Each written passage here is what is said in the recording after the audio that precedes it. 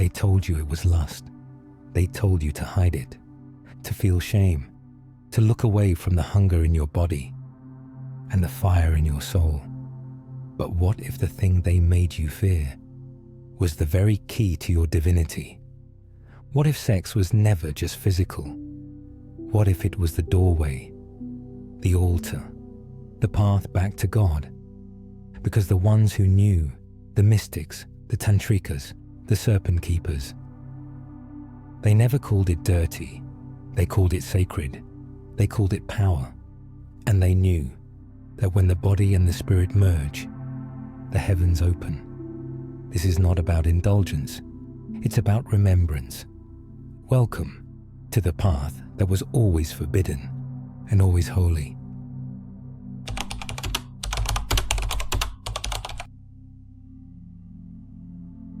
They told you desire was dangerous long before you ever felt its first spark. Whispered that a single pulse of heat could drag you into darkness, stain your soul, exile you from heaven. Yet the ancients who carved stars into stone knew a different story. They spoke of an inner flame, bright as dawn, vast as cosmos, housed in flesh, humming beneath every heartbeat. A current meant to lift you, not condemn you. A bridge between bone and infinity. Pause, breathe, feel it. That subtle throb low in the belly. That is the ember of worlds waiting to ignite. In forgotten temples of Egypt, priestesses guided initiates through spiral corridors lit by oil lamps and rose smoke. They showed them how to breathe into their hips, how to let the serpent uncoil, how to ride waves of bliss straight into vision. Nothing shameful, nothing cheap, only reverence, because pleasure was proof the God still lived inside the body. Across the Indus, tantras were whispered beneath banyan branches. Shiva, pure consciousness, meets Shakti, creative power, inside the spine. Their dance births galaxies, and you feel it every time your skin sparks at a lover's touch. But empires rose that could not tax ecstasy. Priests with iron crowns saw sovereignty blooming in every awakened gaze and trembled. So they twisted the script, called the serpent a devil, called the womb unclean, called the pulse of longing a debt only they could pardon. Guilt became a weapon sharper than any sword.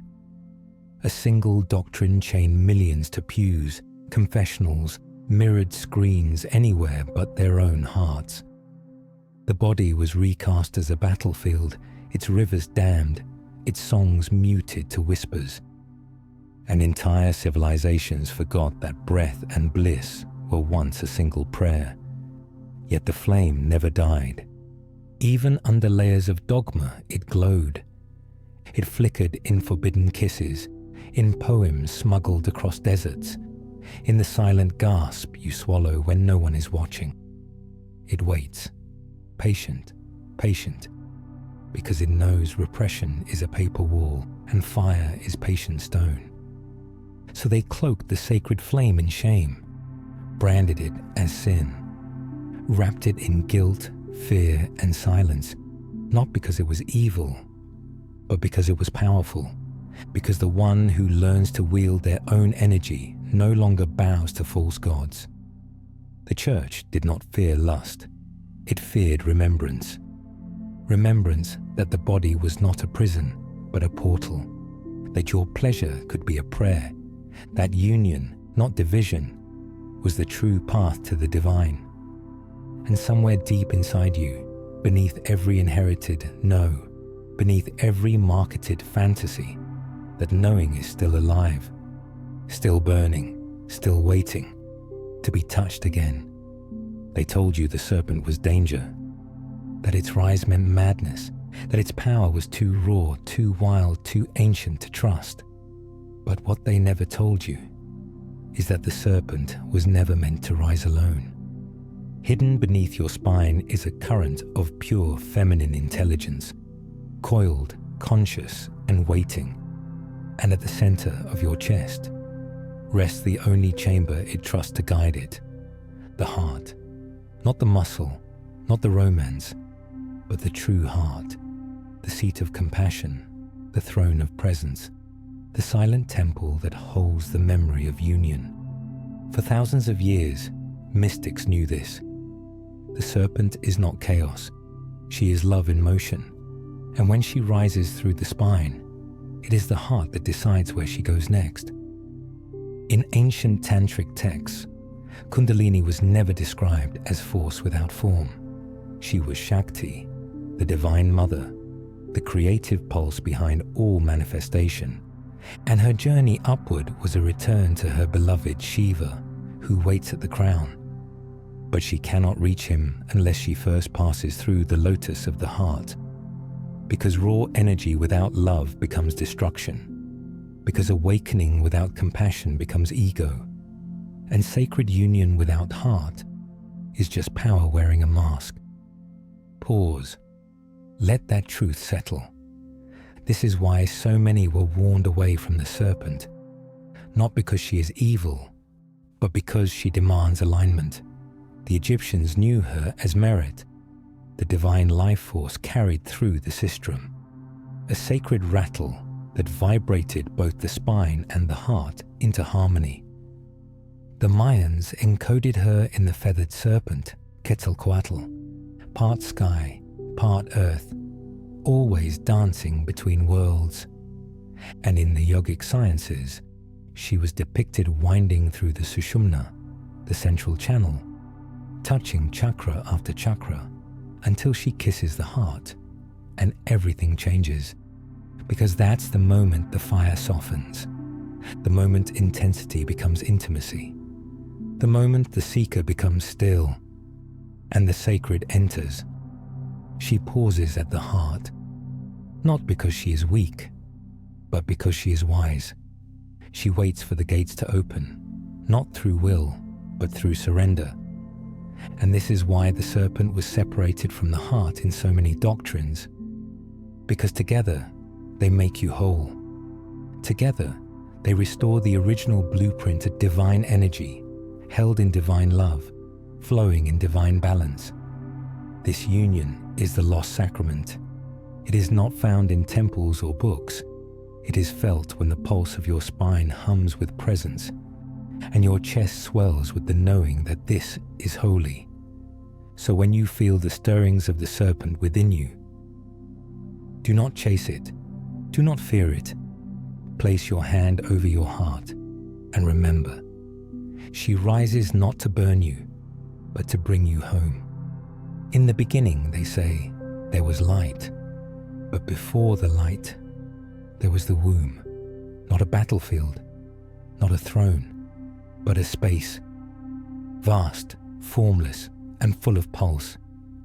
The ancients did not imagine creation through conquest. They did not worship beginnings born in blood.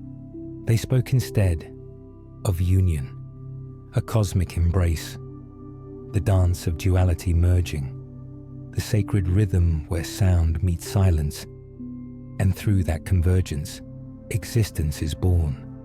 Long before modern religions taught of gods warring for dominion, before masculine force carved its name into the heavens, there were myths older than language, where the universe did not explode into being, but was breathed into form through love.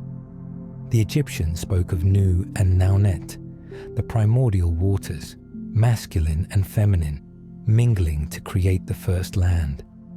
The Babylonians had Tiamat and Apsu, not yet distorted into monsters, but once understood as the deep feminine sea and her consort, whose embrace created the gods. And in India, the Rig Veda whispered of Purusha and Prakriti, consciousness and matter, forever entwined, eternally birthing galaxies from their dance. Even the Tao, that silent knowing current, begins with the One, but the One gives birth to two, and the two, Yin and Yang, give birth to the 10,000 things. Creation always through balance, not domination. Pause. Let the mind loosen its grip. Because the story you were told of separation, of hierarchy, of exile, is not the only story. There was a time when the body was seen as a mirror of the cosmos, when sex was not sin, but sacrament, when the pulse between lovers was understood as echoing the very heartbeat of the stars, because the same energy that creates life in the womb creates worlds in the void. And when the serpent rises, when Shakti stirs and seeks her union, she is not just climbing the spine.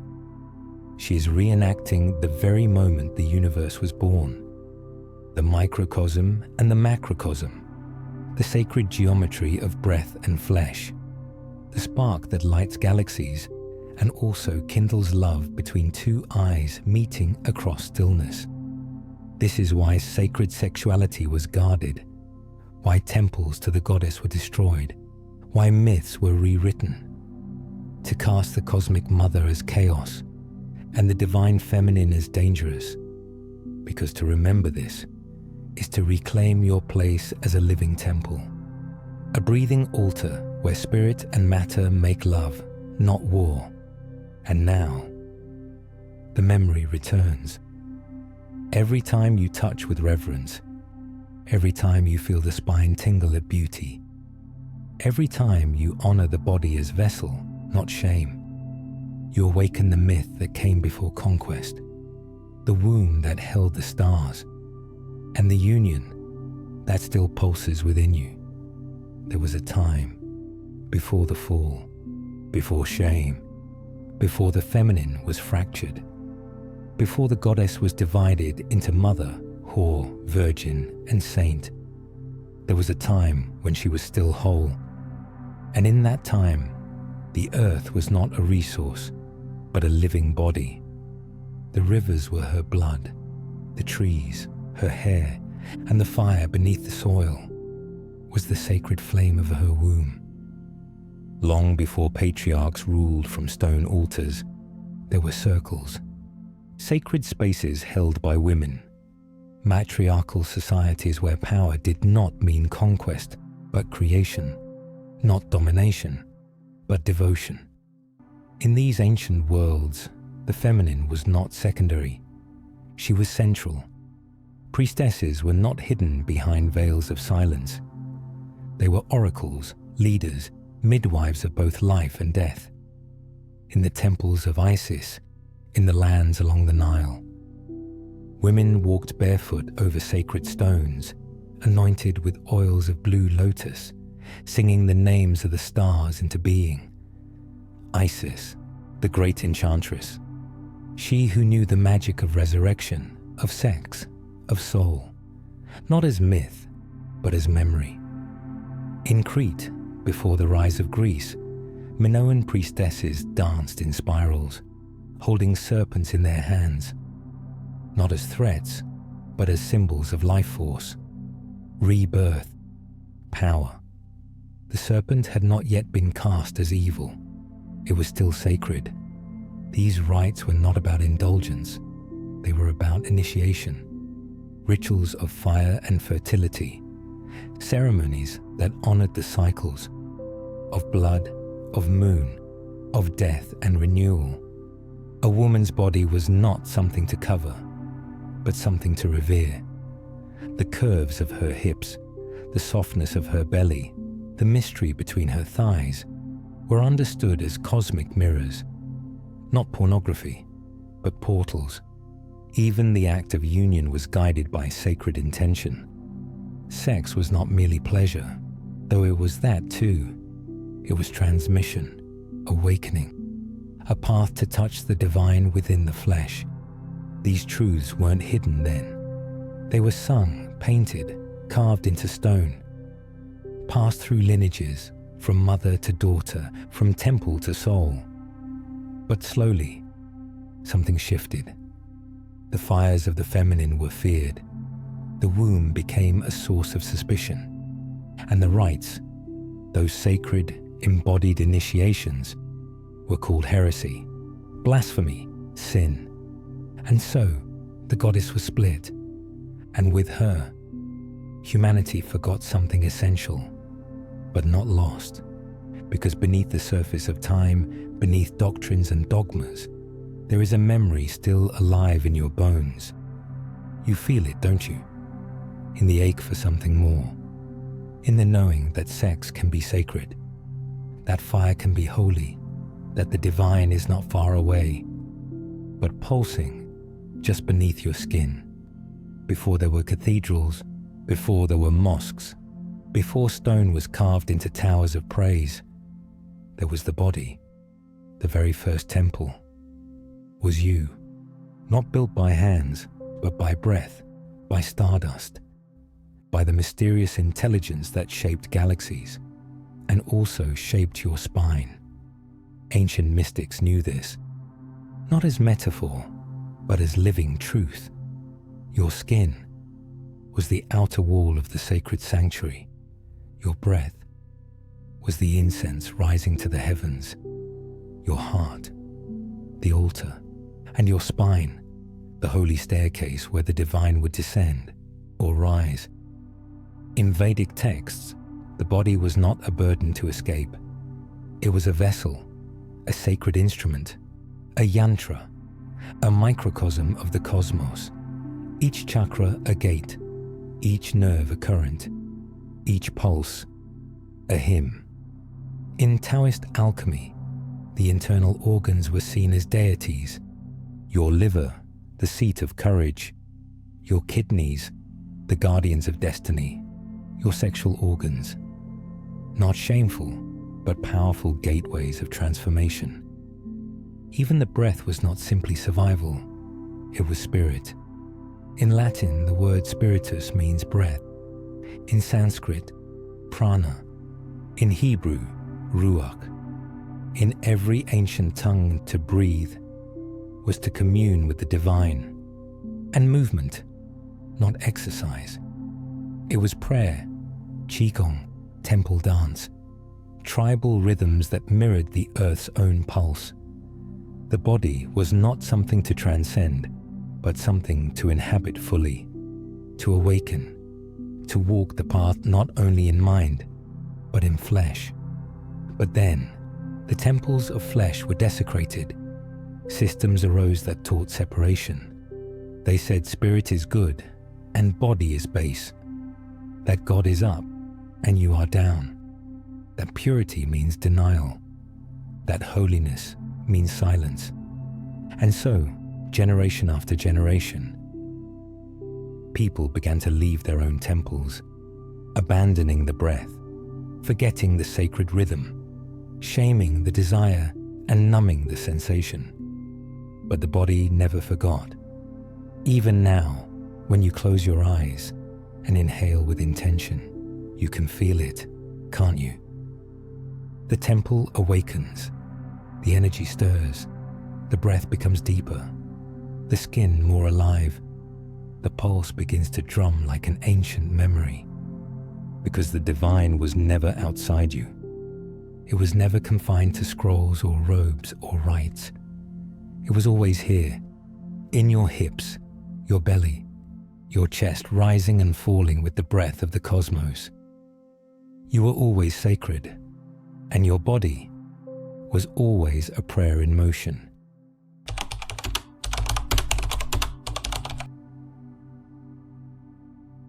Under moonlight and firelight, long before cathedrals and commandments, there were whispers. Whispers of a sacred power that lived not just in heaven, but in the hips, the breath, the spine. A power that could awaken the soul not through sermons, but through touch, through rhythm, through union. This power was not only known, it was honored. The ancients did not separate sex from the sacred. They understood something we've long forgotten, that the gateway to the divine did not just open upward, but inward, into the body, into another's gaze, into the pulse of energy that dances between lovers when presence becomes prayer.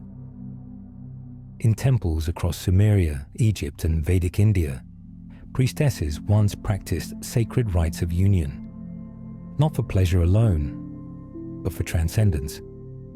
Tantra, hieros gamos, and alchemical rites all taught that sexual energy, when directed with reverence, could dissolve the illusion of separation.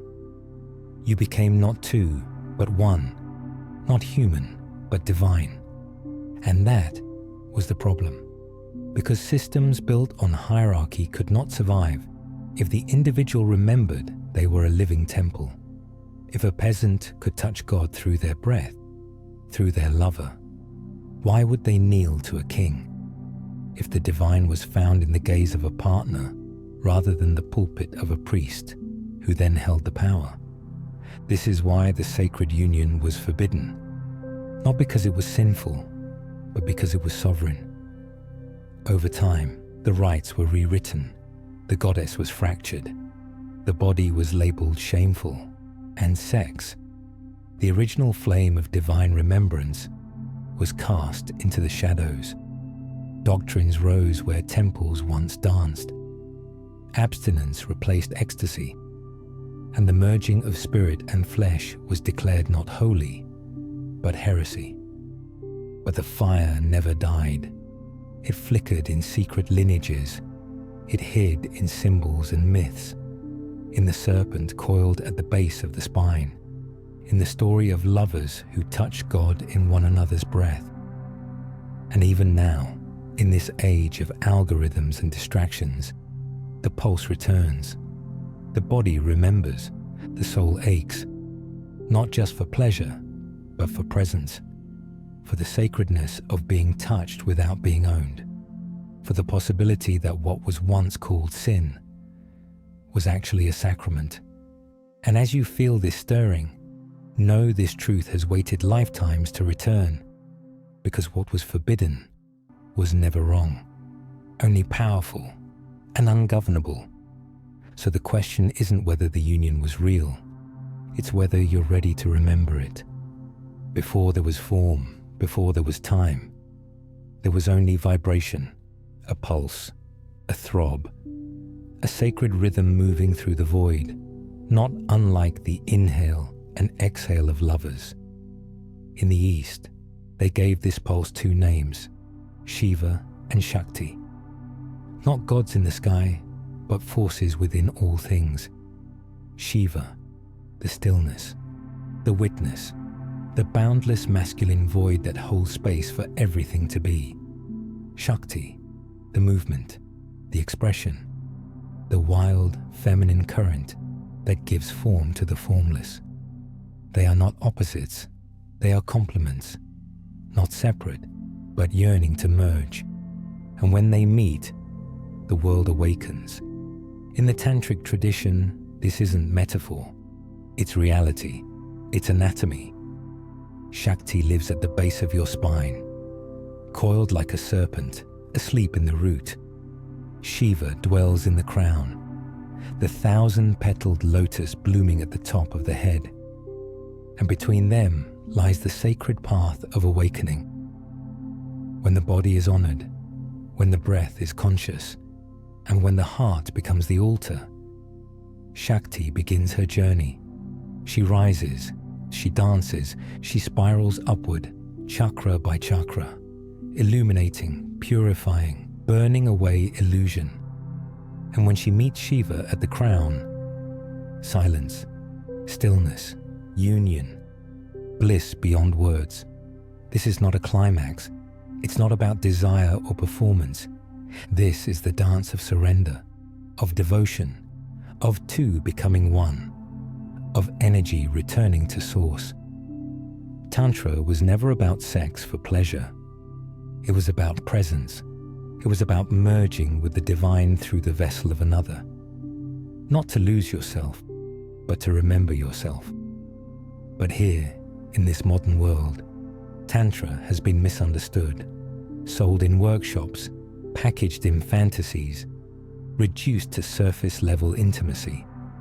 But the true teaching has nothing to do with technique. It's about polarity, sacred opposites, the masculine and feminine within you, learning how to dance again.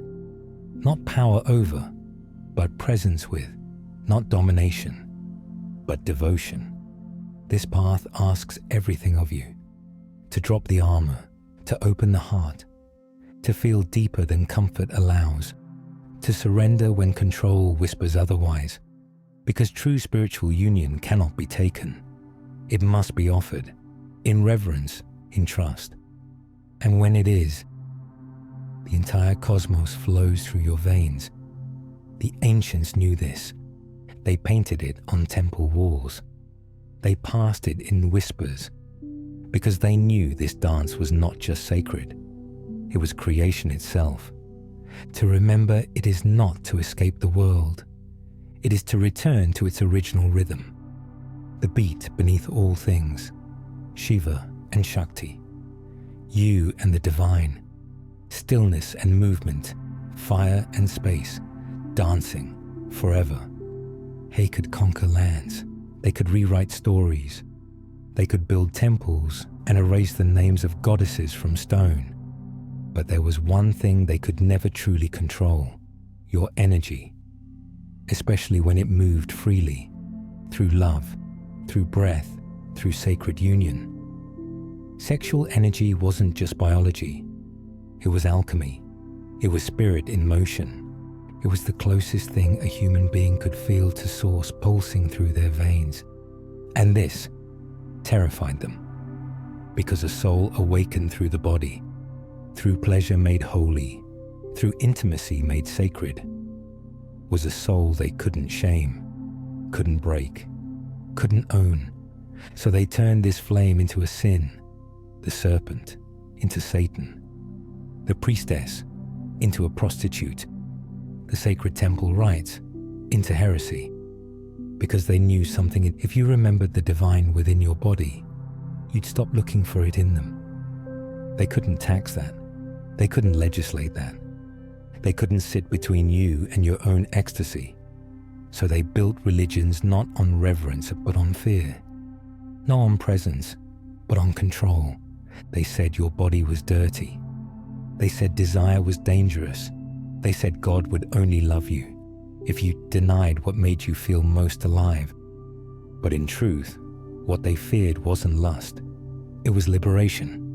Because when you breathe with presence, when you touch with reverence, when your heart opens and your spine tingles, you are no longer a subject. You become sovereign. You become whole. You become the temple and the priest. Empires cannot survive when souls awaken. So they crafted systems that fractured you, splitting mind from body, soul from sex, masculine from feminine. But the energy didn't disappear. It only went underground, carried in secret lineages, kept alive in sacred dances, in hidden texts, in the whispers of women who refuse to forget. This is why the serpent rises now, not in rebellion, but in remembrance, not to destroy what is, but to melt what is false. You were never meant to feel shame for your life force. You are meant to feel awe, and when the system can no longer seduce you with fear, you become a mirror, reflecting what they've tried so hard to bury. That heaven was never somewhere else. It was always in your breath, in your pulse, in your spine, waiting, rising, and no matter how long they've tried to suppress it, you were never designed to forget. You were made to remember. Before there was shame, there was ceremony. Before guilt, there was grace. In the temples of Inanna, Isis, and Aphrodite, desire was not a curse. It was a consecration. The body was not a burden. It was a bridge. Women danced with power, not for men, but for the goddess, whose pulse they carried in their hips, whose voice they echoed in their breath, whose flame they tended with every sacred touch. But then, the temples were burned, the priestesses silenced, the language of ecstasy rewritten in the ink of empire. Desire, once divine, was painted with shadows. The feminine, once revered, was now feared, and what couldn't be controlled was condemned. Because when a woman stands in her sacred power, when a man worships the divine within her rather than owning her, when love is present, when union is prayer, there is no room for dogma, no room for hierarchy, no room for shame. So they rewrote the story. The apple became forbidden. The serpent became evil. The woman became the fall. They called it original sin. But what they were really afraid of was original power. The power that comes when body and soul align. When sexual energy becomes spiritual current. When humans stop bowing to outer authority and begin listening to the temple within. It wasn't just the fall of the feminine. It was the exile of wholeness. As long as desire was labeled dangerous, people could be kept small, obedient, afraid. They taught generations to distrust their own longing, to silence their own yearning, to see purity not in presence, but in repression. But the old stories are cracking. The veil is thinning. The goddess is remembering her name, and she is no longer whispering. She is rising in the dreams of those who ache for more. She is stirring in the spines of those who feel the fire but have no words for it. She is calling back the parts we exiled, not to punish, but to restore. Because there was never anything wrong with you. Never anything shameful about your desire to merge, to open, to feel. The system made you forget, but your soul never did. This isn't about going back. It's about returning forward to a time not of history, but of truth, where your breath is holy, where your pleasure is sacred, where your body is not a battleground, but a temple, and your longing is the prayer that unlocks it. They told you to silence your body to hear God, but God was never silent. She was there, in your breath, your heartbeat, your skin brushing sunlight, in the tremble of your chest when you felt love rise like a tide, in the soft moan of awe when you looked at the stars and remembered you were made of them. But the church said no, the state said control, and the body, once the temple, became a battleground. It wasn't about holiness, it was about hierarchy, because if you trusted your own ecstasy, why would you need theirs? Why kneel to a doctrine? If the divine was already in your veins, they were never trying to protect your soul. They were trying to possess it, so they began the great dismembering. Pleasure became sin. Desire became danger. The feminine became filth. Flesh was framed as the enemy of spirit. But that was the lie, the truth. Flesh is the expression of spirit. The body is the sacred, not separate from it, but they couldn't control awakened beings, so they taught us to fear our own fire. They whispered that purity meant denial, that pleasure would damn you, that obedience would save you. But salvation was never found in suppression. From flagellations to forced chastity, from shame-laced sermons to self-punishment, what they called discipline was often just trauma, sanctified. And this wasn't just about religion, it was about politics. The more disconnected you are from your body, the more disconnected you are from your power. Empires know this. They always have. Because an embodied human doesn't obey easily. An awakened human doesn't consume mindlessly. A whole human is harder to manipulate. So they made us strangers to ourselves. They exiled us from the temple of our skin. They convinced us that our hunger was unholy, and they replaced sacred union with sanctioned guilt. But your body remembers. Even when your mind forgets, it remembers how to sway with the moon.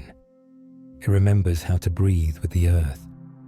It remembers the tremble that isn't lust, but liberation. The war on the body was never about saving you. It was about severing you from your root, from your pulse, from your truth. But the lie is unraveling. The sacred is returning, not from the sky, but from within. And you, my beloved, are the altar it's been waiting to re-enter. So take off the shame. Let it fall like old robes. Step barefoot into your temple. And remember, this body is not the problem. It is the path.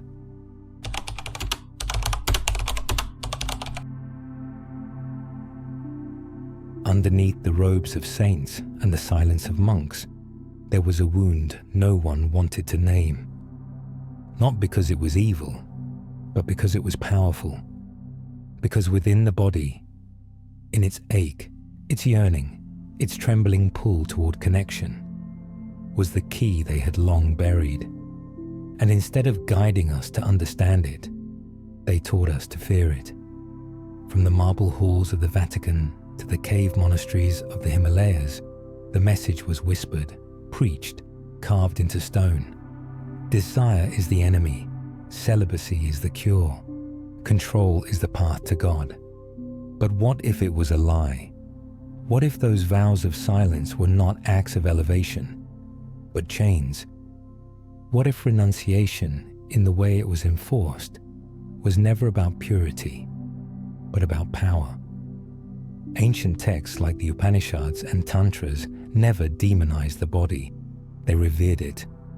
They spoke of brahmacharya not as repression, but as mindful reverence, the conscious movement of sexual energy toward divine union, not away from it. But somewhere along the way, the nuance was lost, or rather, erased. Instead of teaching how to transmute sexual energy into spiritual awakening, they taught suppression. Instead of encouraging sacred touch, sacred breath, and the merging of polarities, they taught shame. The serpent was no longer seen as divine Shakti rising. She became the tempter, the distractor, the demon, and the heart. The heart was replaced by dogma, by cold rules that disconnected the seeker from the pulse of the cosmos within them. This is why so many mystics broke, physically, emotionally, spiritually. Because denying the life force for too long doesn't make you holy. It makes you brittle. It makes you blind. The same fire that can burn can also illuminate. But when you fear the fire, you forget how to hold the light. Kundalini was never meant to be locked away through denial. She was meant to be awakened through reverence. The mistake wasn't in celibacy itself. The mistake was in forced celibacy, in guilt as guidance, in spiritual bypassing masked as discipline. Because without the heart, without the breath, without love, celibacy becomes a prison, not a portal. This is the fracture so many carry today. The body yearns, but the mind shames. And in that war, the soul forgets its own power. But not you. You're here to remember what they buried. That sacred sexuality is not a fall from grace. It is the path back to it. And now, the veil is thinning. The truth is rising. You were never meant to fight the fire. You were meant to become it. There was a time when a lover's hand was not just flesh. It was a bridge, a sacred current, a prayer without words. Before the doctrines of shame, before the scriptures of fear, touch was a holy act, not just desire, but devotion. In ancient temples, the act of intimacy was not seen as something to hide. It was something to honor, not as entertainment or impulse, but as ceremony. When two souls met in full presence, breath to breath, gaze to gaze, they became more than bodies. They became instruments, like tuning forks vibrating in harmony. Two frequencies aligning to awaken a third, the divine. This was not casual, it was not rushed. It was sacred science and sacred art. In the temples of Inanna, in the rites of Isis, in the deep Tantric traditions of India and Tibet, touch was the path. A path not just to pleasure, but to God. The body was never the enemy. It was the doorway, and every caress was a mantra. when lips met in stillness, not hunger, energy moved. When the heart led instead of the ego, the serpent stirred. And when reverence replaced control, something ancient returned. You see, there is a reason why true intimacy feels familiar, why it can feel like remembering, not discovering, because it is a remembering of the original temple, the first sanctuary, which was never made of stone, but skin, the laying on of hands, the pulse of breath shared, the silence between sighs. All of it was prayer, but only if done in presence.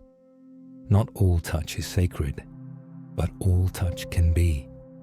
It is not about technique, it is about intention. Where is your mind? Where is your breath? Where is your soul when you touch another? The ancients knew that union was not just physical, it was energetic, mystical, and when done in truth, it could open portals, it could awaken memory, heal wounds, dissolve separation.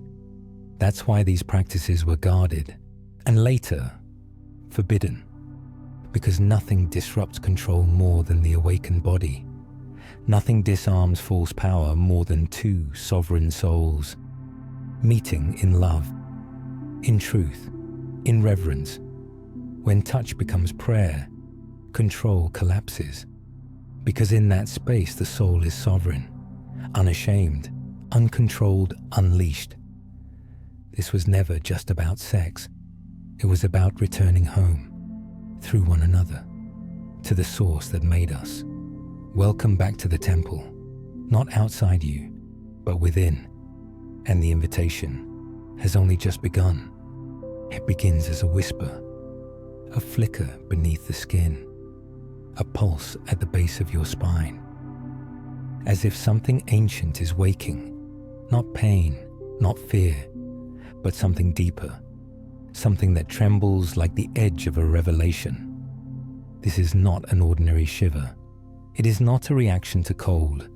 It is the sacred tremble, the subtle, powerful wave that rises when divine energy begins to move through you. It starts in the root, the Muladhara, the place of survival, safety, and grounding. And when it's ready, it begins to climb, not like a flame out of control, but like a snake, coiled and conscious, slowly unwrapping itself, breath by breath. You may feel heat, you may feel lightness, you may feel your body want to move, to sway, to spiral, to open. Let it. This is the language of the serpent, and it speaks through sensation. You're not going crazy, you're becoming conscious. The tremble is sacred. It is the nervous system beginning to remember its original function, to carry light, to conduct divine voltage, to become a living bridge between the heavens and the earth. That's why breath is so important. Pranayama, circular breathing, Sufi breathing, each inhale, an invitation, each exhale, a surrender. When breath is conscious, it becomes a key, a code, and that code opens something ancient in your spine, a current that was never meant to stay dormant. The yogis called it Kundalini. The Taoists knew it as life force. Mystics across cultures described it as fire or wind, or the Holy Spirit descending. It was always the same current, the same sacred spark, with 1,000 names. But the experience? It's unmistakable. Your body becomes the altar, your breath becomes the incense, and the tremble is the prayer. But it only comes when you stop trying to control. This isn't about force, it's about surrender, letting go of the mind's grip, softening into the unknown, trusting the intelligence that moves without words.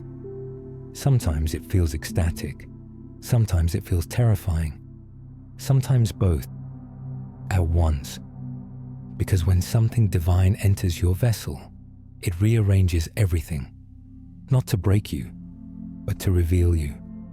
And in that final exhale, when breath meets stillness, when every part of you is listening, not with ears, but with presence, a soft trembling begins.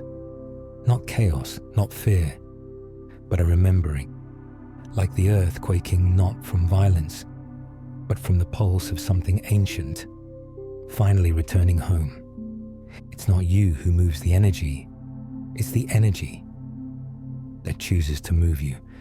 So when it comes, don't chase, don't grasp, just open. Because this isn't a technique, it's a holy invitation, and only the soft can enter. Hay told you this was about sex, that Kundalini was a fire of lust, that Tantra meant technique, that sacred union could be reduced to sensation. But they never told you the truth, because the truth would set you free. This was never about sex, not the way the world defines it, not the hunger, not the chase, not the ego's conquest. The serpent doesn't rise for performance. She doesn't awaken to entertain. She doesn't answer the call of indulgence. She waits for something else. Presence. Not the kind you fake. Not the one that poses in stillness, but the presence that trembles in your bones when you truly see another. When your breath matches theirs without effort. When silence becomes the loudest thing in the room, because sacred energy cannot be tricked. And the divine doesn't show up for the mask, it shows up for truth. That moment when two souls meet beneath the stories, when bodies become instruments, not for pleasure, but for prayer. When every kiss becomes a remembering, when every breath becomes a bridge, and the eyes are no longer looking outward, but inward. This is what they never taught, that true awakening isn't found in performance. It's found in surrender, not in domination, but in devotion, not in the fireworks of climax, but in the slow, steady flame of remembrance. Because the serpent doesn't rise from friction, she rises from stillness, from reverence, from the holy tension between two beings who are no longer pretending. And when she rises, she doesn't just flood the body, she cracks open the soul. The old myths understood this, that sacred union was the alchemy of gods and goddesses, that the union of Shakti and Shiva was not just metaphor. It was a map, not a shortcut, not a game, but a sacred path walked with bare feet and burning hearts. So if you're seeking the serpent, don't chase the spark. Don't seek the high. Seek the stillness. Seek the presence. Seek the moment that doesn't need to be spoken, because it's already known. Because when the serpent finally rises, it will not be because you reached for her. It will be because you became ready to be touched by something holy. So let them keep selling lust as liberation. You'll be the one who knows this was never about sex. This was about remembering the divine within the body and becoming sacred fire in human form. You think you know yourself until you stand in front of someone who truly sees you. Not the version you curate, not the mask you mastered, but the raw self, the ancient ache, the untamed heart beneath it all. Because the moment of sacred union is a mirror, and what it reflects is not always soft. Sometimes it's the wound, sometimes it's the wall, sometimes it's the part of you that flinches when love gets too close. But this mirror is holy, because it doesn't just show you your shadow, it shows you your longing to heal. When two souls meet in conscious intimacy, something ancient stirs, a memory, a knowing, a tremble in the soul that says, I've been here before, and this time, I want to stay. But staying takes courage, because real love doesn't flatter the ego, it burns through it, Every time you hold your partner's gaze without flinching. Every time you breathe through the discomfort instead of escaping it. Every time you choose presence over projection, you open a door, not just to the other, but to yourself. Because the other is never just a partner. They are your sacred mirror, your teacher, your reflection. They show you where you still withhold, where you still perform, where you still fear your own light. And in that seeing, a choice is made to hide again, or to open, to run, or to root, to repeat the wound, or to rewrite it together.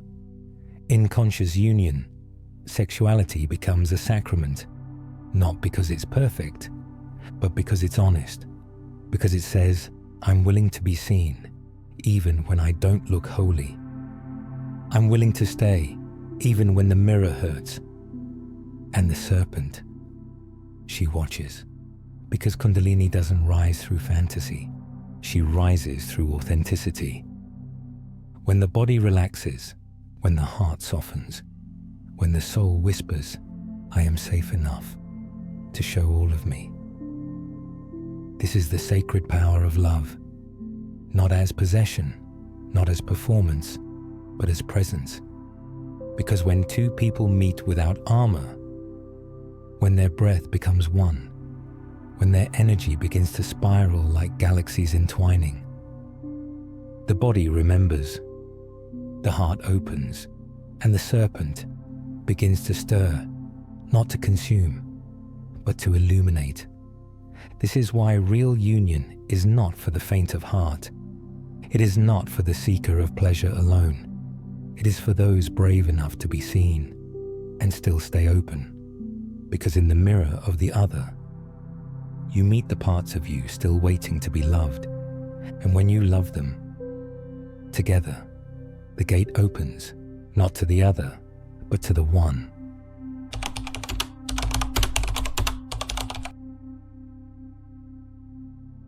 They sat in silence. No words, no motion. Just breathe. The kind of breath that wasn't rushed or unconscious. The kind of breath that remembered its origin. He inhaled. She exhaled. And somewhere between the rise of his chest and the fall of hers, there was a sacred current. Ancient, invisible, alive. This is not poetry. This is physiology, mysticism, and memory converging in real time. The yogis of old didn't see breath as just air. They called it prana. The Taoists called it chi. The Egyptians called it ankh. Not just breath, but life force, spirit, the animating presence of the cosmos itself, moving through the nostrils of the divine. And when two souls become aware of this current, when two bodies surrender to this rhythm, something happens that no scripture, no doctrine, no dogma can fully capture. The breath becomes a bridge, a portal, a language of the soul. Eye-gazing was not a modern intimacy exercise. It was once a sacred rite. In ancient Tantric traditions, lovers would sit knee to knee, eyes locked, not to seduce, but to remember, to peel back the veils, to see the divine in the other, until the boundary between self and beloved dissolved into light. Each inhale became an invitation, each exhale a surrender.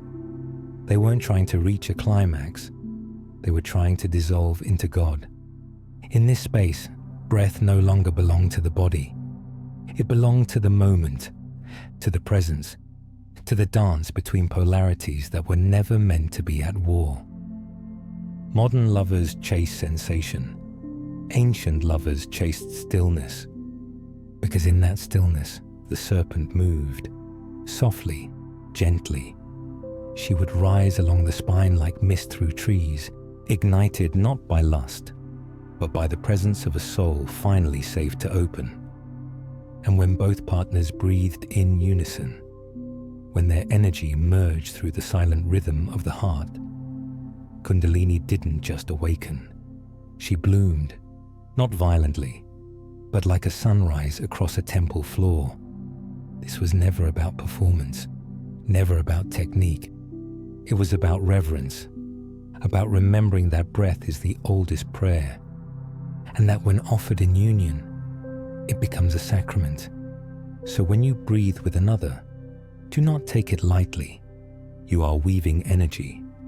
You are speaking in a language older than words. You are calling to the divine through the lungs of love itself. And if you listen closely, in the silence between your inhale and theirs, you might just hear it, the whisper of the serpent, dancing.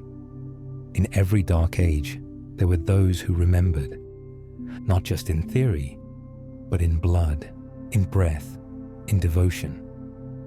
The mystics did not scream their truth from pulpits. They whispered it in caves, hid it in symbols, braided it into chants no empire could erase, because they knew this path was too sacred for the crowds, too luminous for the blind. Some were exiled, some were burned, some became legends. Others simply disappeared into the forests, carrying nothing but a knowing and a flame that could not be extinguished. In ancient India, the Siddhas walked barefoot through the jungles, men and women who mastered the currents of prana, who saw the serpent as the divine mother and knew how to dance with her. They were not priests, they were portals. In Egypt, the priestesses of Hathor kept the memory alive, through sacred rites of ecstasy, not as indulgence, but as offering. Their temples rang with laughter and breath, echoes of divine remembrance disguised as human love. And in the silence of Tibet, there were monks who practiced the Tummo fire, summoning heat from within the spine, melting snow with the energy of presence. They weren't chasing enlightenment. They were remembering their true form. Even in the shadows of repression, the Gnostic Gospels told of Magdalene, not as a sinner, but as a teacher, a vessel of sacred feminine power, the one who saw the Christ not as a doctrine, but as a mirror. Together, they were not blasphemy. They were balance, Shakti and Shiva, serpent and sun. But the world wasn't ready, so these mystics were hidden, mistranslated, rewritten, silenced, yet still. The flame endured. In the Sufi path, there were lovers who whirled in ecstasy, spinning into union, not to entertain, but to disappear, to lose the self in the beloved until only light remained. In every lineage, there were outcasts and rebels, men and women who defied the rules, not for ego, but for truth. They held ceremonies in secret, passed on breathwork behind closed doors, guarded scrolls, mantras, and memories, like sacred seeds, waiting for the soil of a future soul. That soul might be yours, because if you feel this stirring, this resonance, this unexplainable pull toward the old ways, it's not new, it's recognition. You've walked with them before, and the mystics, they're not gone. They're waking up in the hearts of those who dare to feel. And so the question is no longer, where are the teachers? The real question is, will you remember what they left behind? For too long, masculinity has been confused with domination, with hardness, with control. It was stripped of its sacredness, distorted by empire, hollowed out by fear. But the truth is, real masculinity was never about conquering. It was about presence, depth, devotion. The sacred masculine doesn't seek to overpower the feminine. It exists to protect her, not with walls, but with presence so steady, the storm calms in its wake. The sacred masculine is not loud. It's not arrogant. It does not scream its worth to the world. It listens. It watches. It holds space for the mystery to unfold. And in the temple of sacred union, this energy becomes the container through which the feminine, the goddess, can spiral, create, dissolve, and rise again. Without the sacred masculine, she is ungrounded. Without the sacred feminine, he is lost. This is the inner marriage. Shiva and Shakti, stillness and motion, sky and earth. In Tantric traditions, Shiva is not just a god. He is the silent witness, the pure awareness that watches. He holds the space as Shakti dances, and in her movement, she awakens him. Together, they form the pulse of the cosmos. But patriarchy severed this truth. It told men that to be masculine, they had to shut down their emotions, suppress their tenderness, deny their need to surrender. And in doing so, it created a generation of warriors without wisdom, fathers without presence, lovers without soul. But something is shifting now. Across the world, men are remembering not how to fight, but how to feel. Not how to dominate, but how to be still. How to protect without control. How to lead without forcing. How to bow, not in weakness, but in reverence. This rising isn't about trading places with the feminine. It's about meeting her. It's about becoming the riverbank. To her wild waters, the mountain, to her flame. The sacred masculine doesn't fear her power. He welcomes it. He knows that when she rises, he rises too. And within every being, regardless of gender, this dance is waiting. The part of you that stands tall, and the part of you that flows. The protector and the creator. The anchor and the wave. In a world that taught us to divide ourselves, to choose one side or silence the other, awakening is the act of wholeness.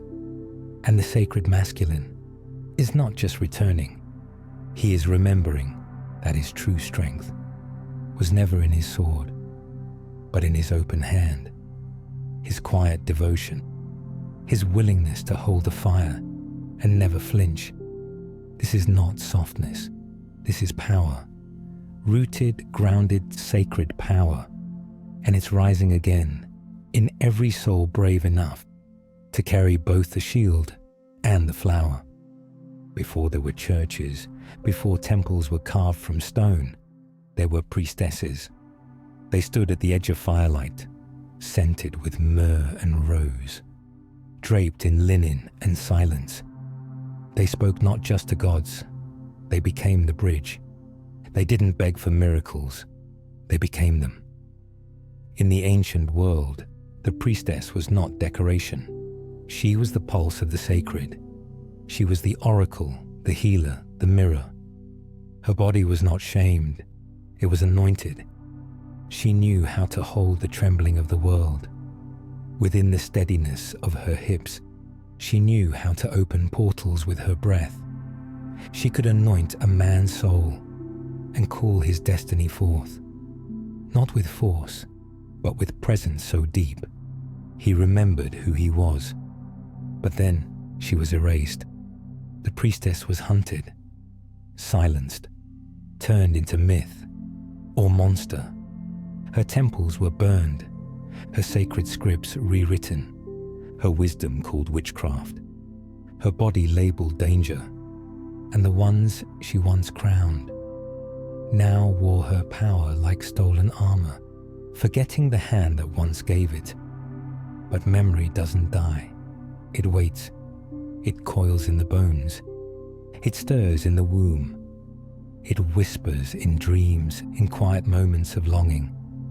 And now, she's rising again. Not from outside you, but from within, the inner priestess. She is not an image in a book. She is the voice that returns. When you stop running from your own depth, she doesn't shout, she hums. She chants in the bloodstream. She moves in your breath when you finally exhale the shame. You were never meant to carry. You feel her in your tears, in your hunger for something sacred. In your sudden stillness, when the world wants you to rush, she's the one who pauses before love and asks, "Is this true?" She's the one who lays her hand on your chest and reminds you your body is not a battleground. It is a temple. And it's not just women. Every soul has an inner priestess, the part of you that listens instead of reacts, that heals instead of hides, that creates not from fear, but from presence. The inner priestess doesn't need a title. She doesn't need a robe. She just needs space to speak, to remember, to move again in the rhythm of the earth, to walk barefoot between the veils, not as servant, but as sovereign. This return is not a trend. It is a prophecy fulfilled. She is not rising for attention. She is rising for remembrance. And when you let her lead, you'll find that the most sacred place was never out there. It was the space between your ribs, the fire in your belly, and the knowing in your blood that says, "I was never lost. I was just waiting for you to look within." We were given 2 mirrors, both shattered. One showed flesh without soul, the other showed spirit without body. And in between them, we lost the truth. On one side, porn, the mass-produced fantasy of desire, stripped of reverence, sold in pixels, packaged without love. It tells you sex is conquest, that bodies are trophies, that climax is the point, not communion. It numbs, it performs, it consumes, but it does not touch the soul. On the other side, religion, the silent gaze of shame, the cold altar where desire must be killed. Before one can be called holy, sex becomes sin, pleasure becomes danger, and the body becomes the enemy of the divine. It cages, it condemns, it silences, but it does not set the soul on fire. So we wander, starving for intimacy, but taught to fear it, longing to be seen, but taught to hide, craving touch, but taught it must be earned through guilt or secrecy. Neither extreme tells the truth, because the truth was always sacred. Real power does not perform. It doesn't shout. It doesn't sell. It pulses. It listens. It melts you into something ancient, something divine. Sacred sexuality doesn't look like porn, and it doesn't sound like a sermon. It's not about being watched. It's not about being judged. It's about presence, breath, surrender, truth. It is the way your body becomes an altar, without asking permission. It is the way your skin remembers prayers, your mouth forgot. It is the way 2 souls can meet, without saying a single word, and yet feel the universe tremble. This path is not about repression, nor is it about indulgence. It is about reverence. To enter the sacred space of another is to walk into the temple with bare feet and an open heart, to say, "I see you." Not just your body, but your being. This power was never meant to be hidden, but it was never meant to be exploited either. It was meant to be honored. When the breath slows, when the heart opens, when your touch is a prayer, you realize something deeper. You were never broken. You were just exposed to the wrong mirrors. And now, you get to choose a different reflection. One where your pleasure is not shameful. One where your presence is not a performance. One where your body is not an object, but a bridge to the divine. Not porn, not religion, but something older, something whole, something sacred. And it lives inside you, waiting for you to remember. Not with your mind, but with your breath.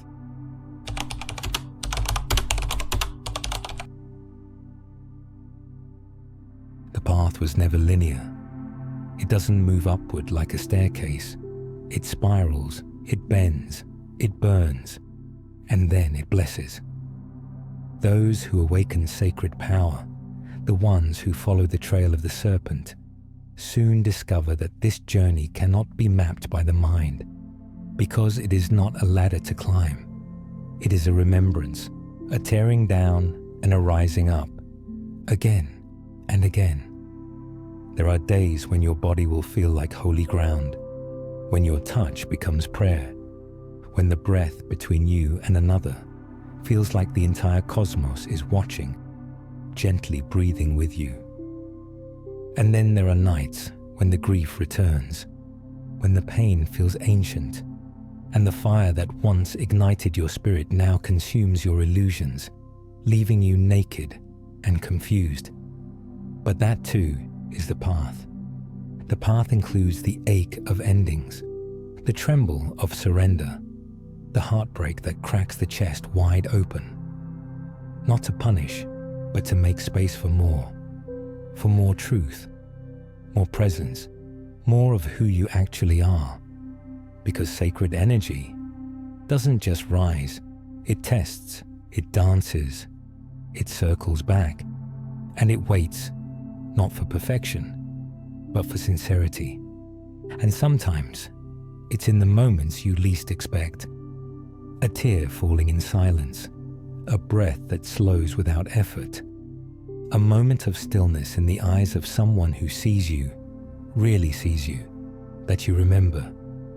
This is not about arriving, it's about allowing. It's not about purity, it's about presence.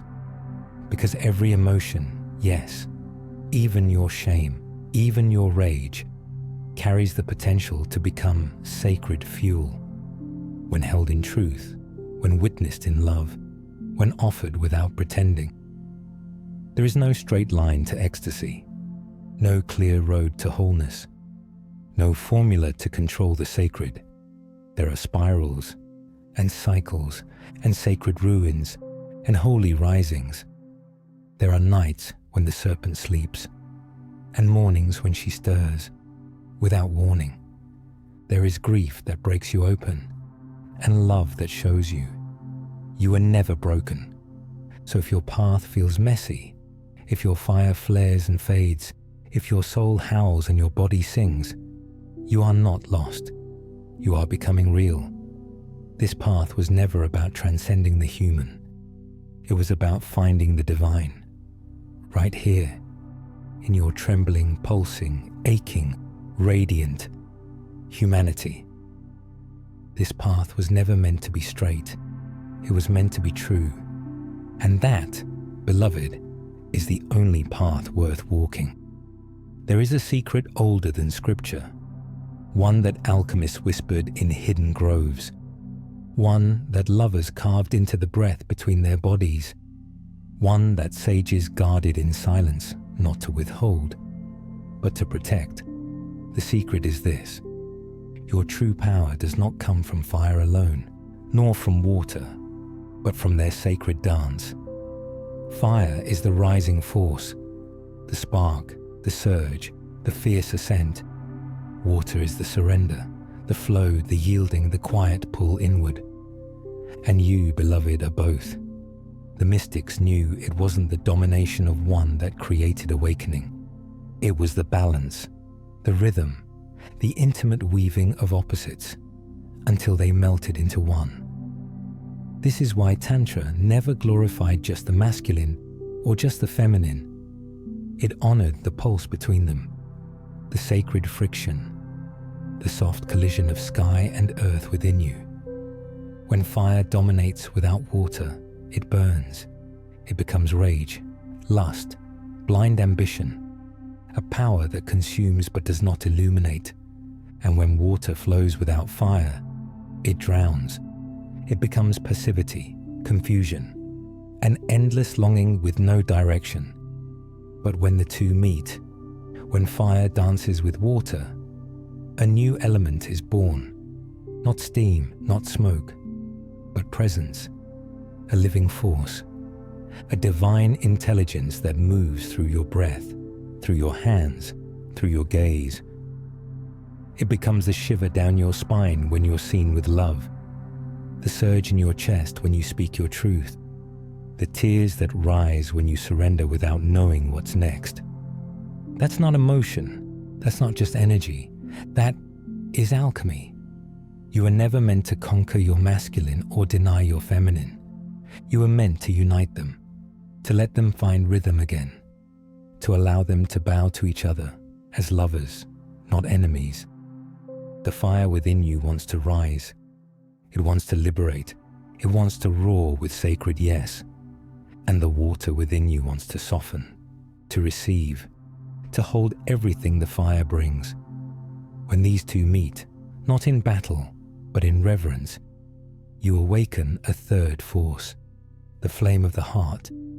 Not just power, not just peace, but living, breathing, presence. This is the mystery the empires feared.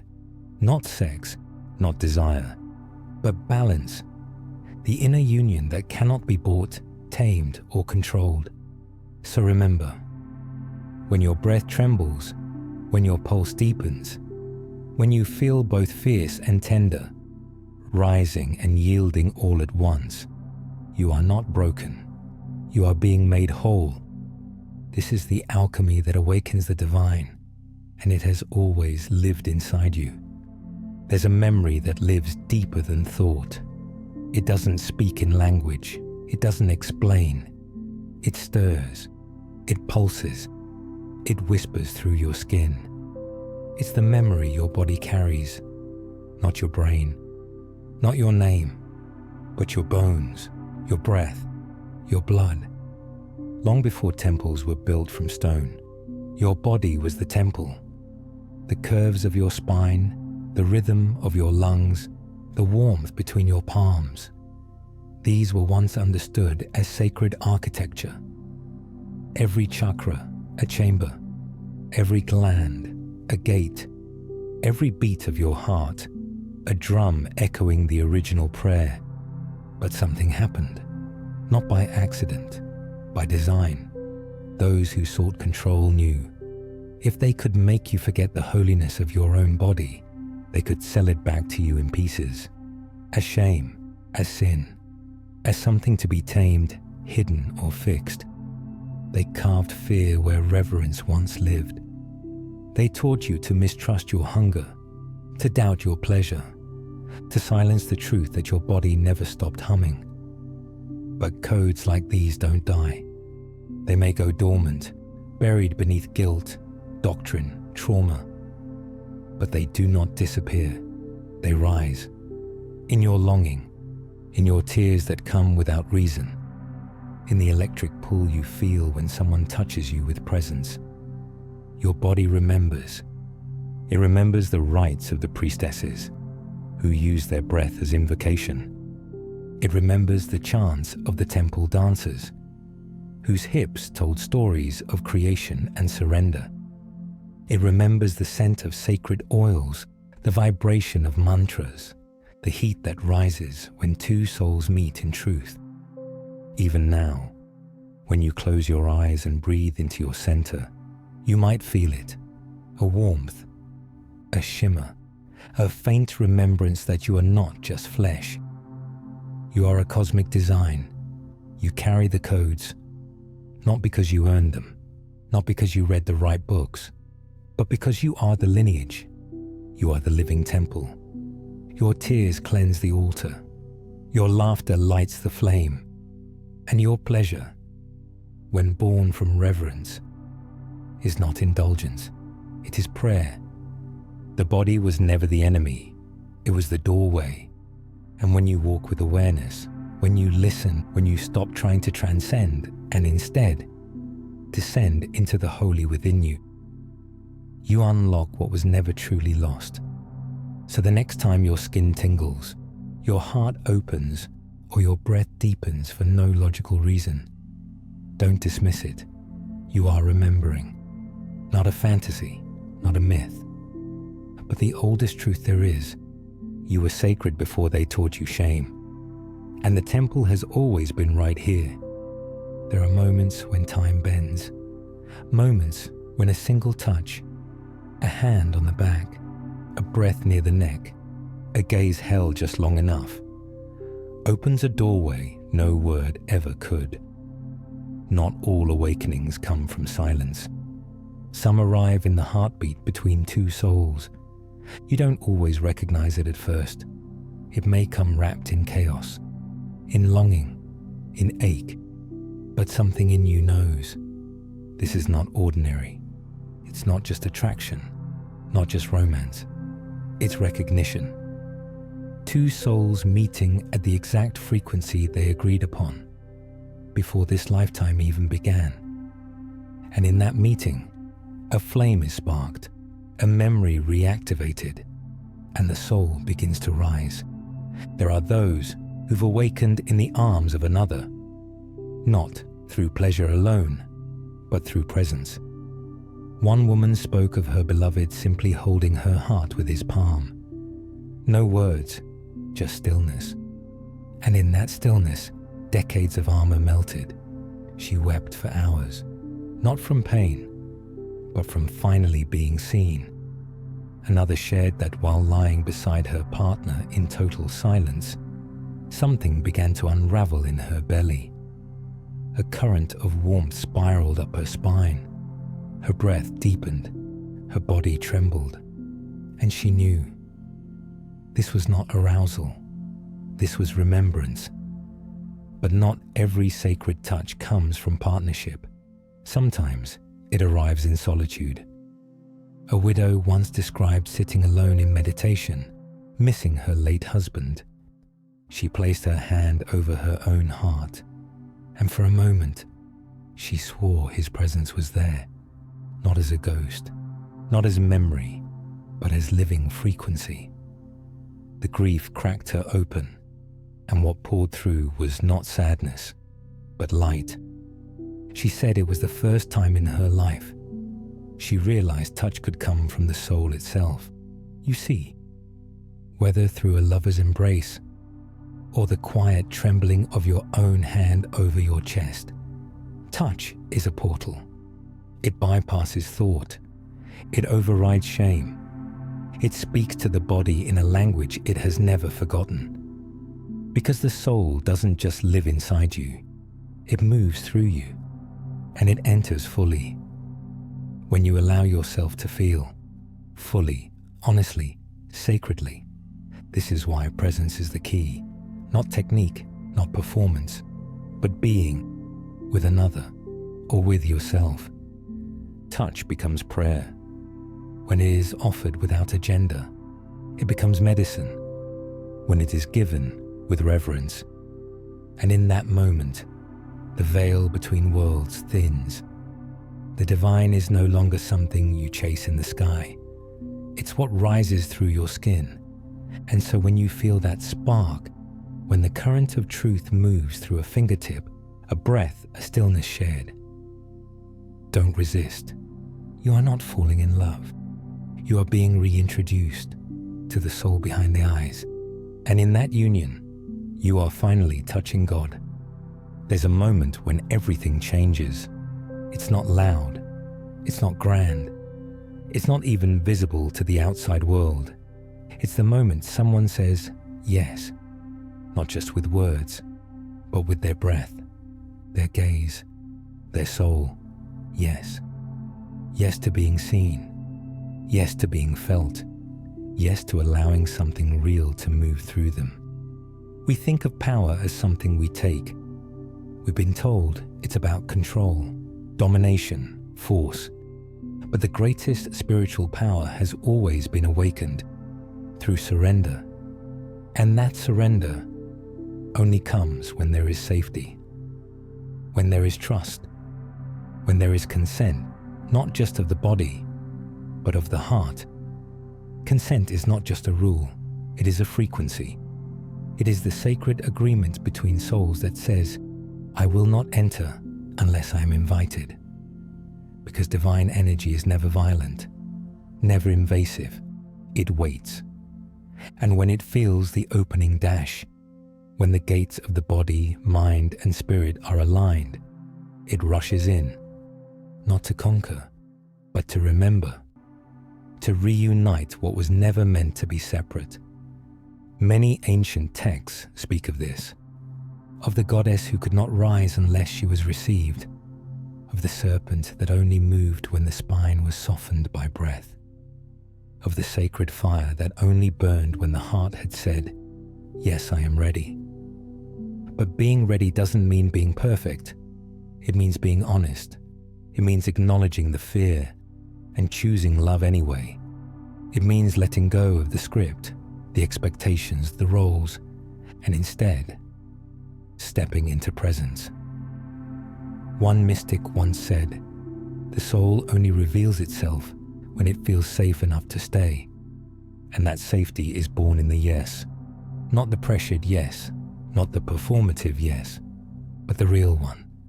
The trembling, soul-born yes that says, "I trust you. I trust myself. I trust this moment." This is why the sacred traditions honored boundaries, why Tantric rites began with days, even weeks, of eye-gazing, breathwork and listening. Because they knew without safety, there is no awakening. Without consent, there is no divinity. The path of sacred sexuality is not about taking. It is about being given, being gifted, being entrusted with the soul's most intimate truth. And when that truth is received with reverence, something opens that no force on earth could ever unlock. The spine begins to shimmer, the breath deepens, the heart begins to bloom, and suddenly you are no longer two bodies in space. You are one flame, one breath, one river returning to its source. This is the power of yes, not the yes to another, but the yes to your own soul's readiness to be touched by love, by life, by something far more ancient than desire. And in that yes, you remember who you are. You were never the one chasing power. You were the temple it was waiting to enter.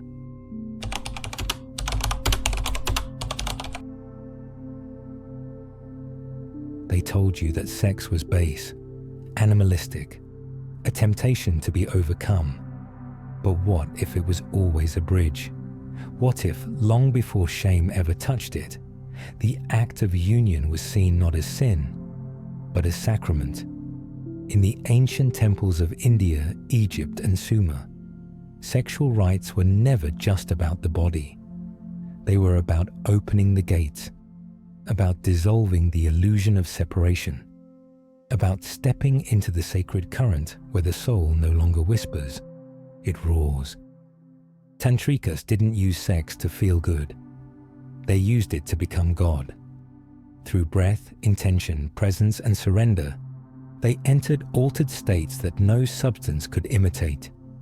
A slow gaze, a shared breath, a movement synced to the pulse of the cosmos. This was not about friction. It was about fusion, not about climax, but expansion. Because the real climax wasn't physical. It was when the self melted, when the ego cracked, when two energies, masculine and feminine, lunar and solar, Shakti and Shiva, finally remembered they were never separate. That's why the serpent rises. That's why the breath deepens. That's why the soul awakens. In the Gospel of Philip, long hidden from public eyes, a mystic once wrote, "When the sacred bridal chamber is revealed, the soul will remember where it came from." This was not metaphor. It was a map. Mystics from many paths, Taoist immortals, Sufi lovers, Gnostic initiates, all pointed to the same truth, that sexual energy is divine, that it was never meant to be suppressed or misused, but honored, directed, and offered back to source.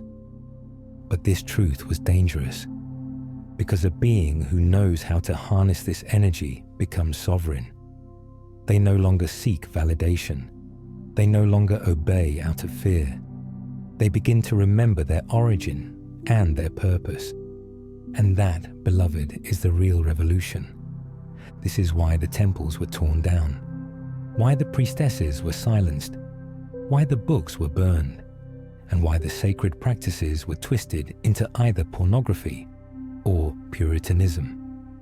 Two extremes, both designed to confuse the body, distort desire, and sever the connection to the divine. But truth never dies.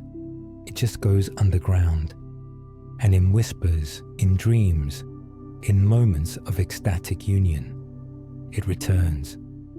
So if you've ever felt something sacred stir inside you during a kiss, a gaze, a breathless embrace, you're not crazy. You're remembering. The body remembers.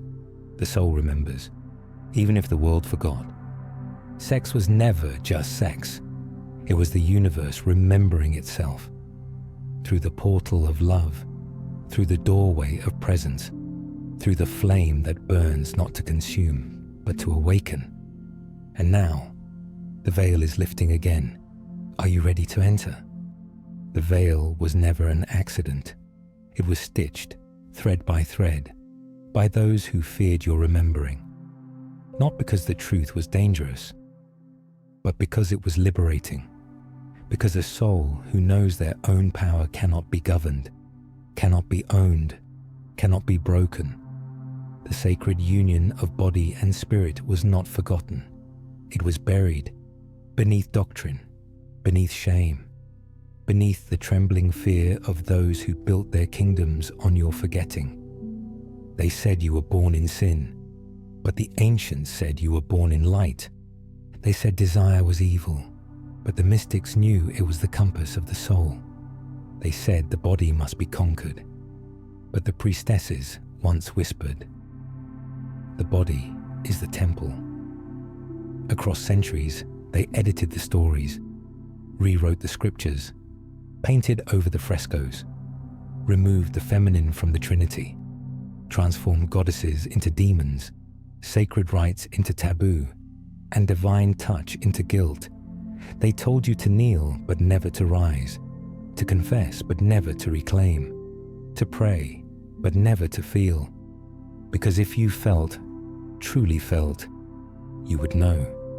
You would know that the fire in your belly was holy, that your longing was the echo of the divine calling itself home, that the serpent rising in your spine was not a threat, but a prophecy.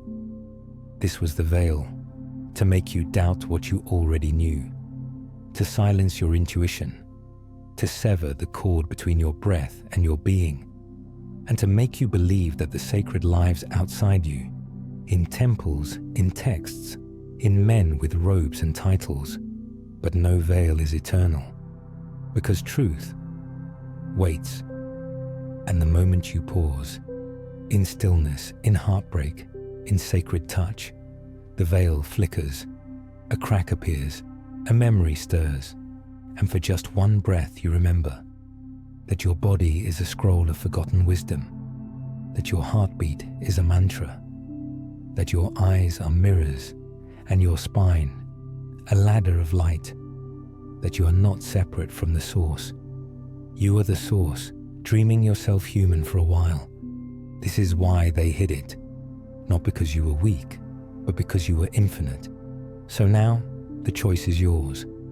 Will you believe the veil, or what lives underneath it?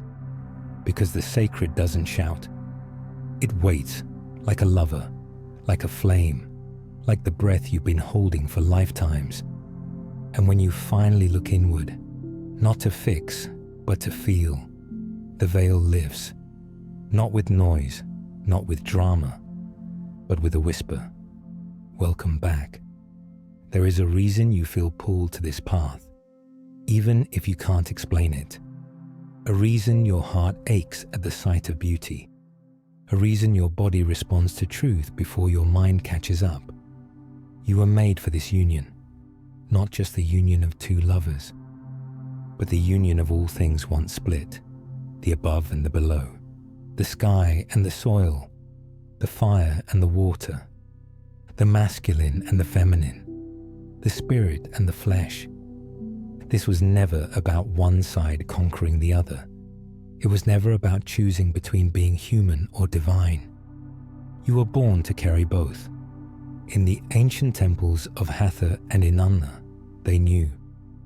the priestesses, the sacred dancers, the keepers of the inner flame. They remembered that to awaken the divine wasn't to escape the body, it was to enter it more fully, to move breath through bone like prayer, to let the pulse of the earth rise up through your souls and spiral through your spine.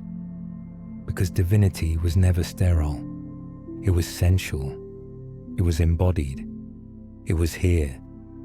This is what the old ways taught, that Shiva is not whole without Shakti, that the sun finds meaning only when it kisses the horizon, that your left side is not wrong, it is waiting, that your right side is not better, it is longing. Every breath you take is already a meeting between oxygen and longing, between stillness and motion. Every beat of your heart is the masculine rhythm dancing with the feminine wave. Even your atoms know it. They spin, they merge, they collapse into light because they remember what you forgot. You were not made to reject your humanness. You were made to bring heaven into it, to feel the sacred not in escape, but in sensation, not in denial, but in devotion. This is what sacred sexuality was always pointing to. Not lust, not performance, not power games, but remembrance of wholeness, of balance, of the God that lives not above, but within. So when the sacred masculine in you holds space, and the sacred feminine in you softens into truth, a gateway opens, and you don't just connect with another. You return to the one, not as something to achieve, but as something you've always been. You are made for this union, not because you're special, but because you are whole. And everything that told you otherwise was afraid of your remembering. Let it be known. The sky and the body are no longer strangers. The temple has remembered its light, and the serpent is ready to rise. The fire does not rise because you force it. It rises because something in you softens, because the walls you once held so tightly finally begin to fall, and in their place there is breath, there is stillness, there is surrender. You were taught that to awaken power, you must push, that mastery was control, that ascension was conquest. But the serpent has no interest in domination. She coils, she listens, she waits.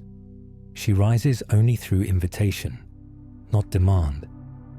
And the invitation is the open heart, not the romantic heart, not the sentimental one, but the heart that breaks open because it has nothing left to hold on to. The heart that weeps at the beauty of a falling leaf.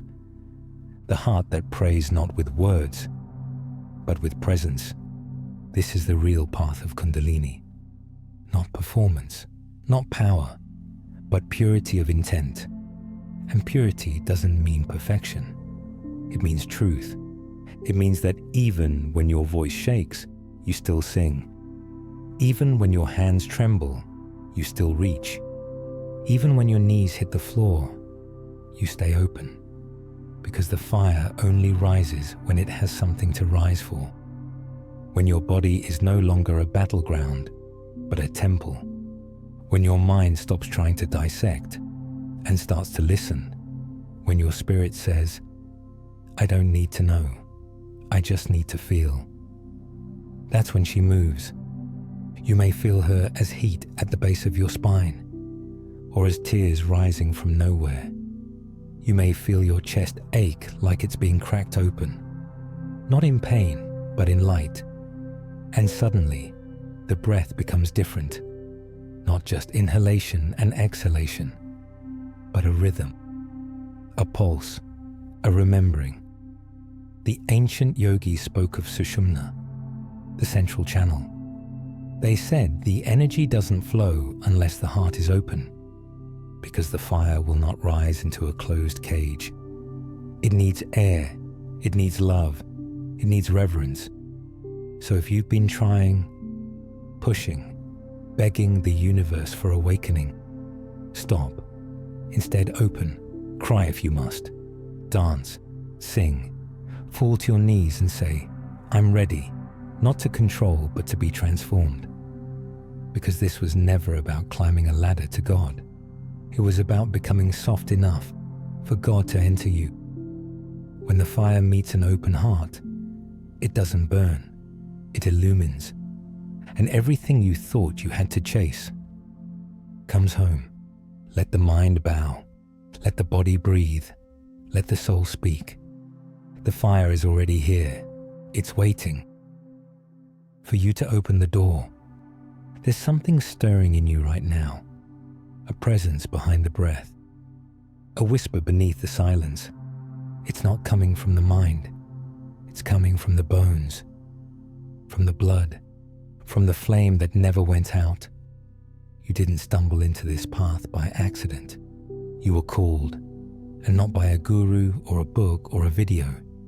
You were called by the oldest part of yourself, the part that never forgot. Because this wasn't about sex. It was never about sin. It was always sacred. Before temples were made of stone, your body was the temple. Before scriptures were written in ink, your breath wrote prayers across the stars. And before shame was manufactured and sold, there was only one truth. You are the current. You are the flame. You are the sacred meeting of heaven and earth. The serpent was never evil. She was your spine's memory of the stars. The garden was never lost. It lived in your skin, your pulse, your longing. And the fall wasn't from grace. It was from presence. But now presence is returning. Now you remember why every touch mattered, why every breath held power, why union, true union, was never just between bodies, but between souls. You are not broken. You are not behind. You are not impure. You are being reinitiated through remembering, through trembling, through trust. The sacred doesn't arrive like lightning. It returns like a heartbeat you had forgotten was yours. So breathe, not like you did before, but like someone who knows they are breathing with the universe. Touch the ground, not to anchor, but to bless it. Look into the eyes of another, not to see, but to be seen. Let the mind fall away. Let the stories burn in the fire of now, because when the mind grows quiet enough, the temple doors open, and something ancient walks in. It has no name, but you know it. It has no form, but you feel it. And it says to you, softly, you were always sacred. Your body, your desire, your love, your breath. This was not shame, this was ceremony, not control, but communion.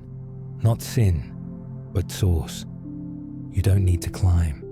You don't need to fix. You only need to remember, because the path is not in front of you, it's inside you, and it always has been. Welcome back to the truth you were never meant to forget. Welcome back to the sacred. You didn't imagine it. Something ancient did awaken. Maybe it was a memory. Maybe it was a knowing. Maybe it was the part of you that's been waiting lifetimes to finally be seen. There are others like you, others who are remembering. And when we remember together, the fire spreads. So don't let this stay hidden. Share this video with someone who's ready. Comment below. Tell us what moved you. What part of you began to feel alive again?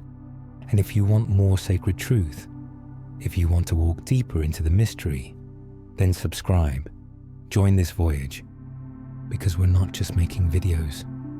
We're reclaiming what was taken and resurrecting what was always holy. So breathe deep. Hold the flame and carry this remembrance into the world. Welcome to the hidden voyage. Welcome home. Soul Whisper and Soul Creator. The Hidden Voyage.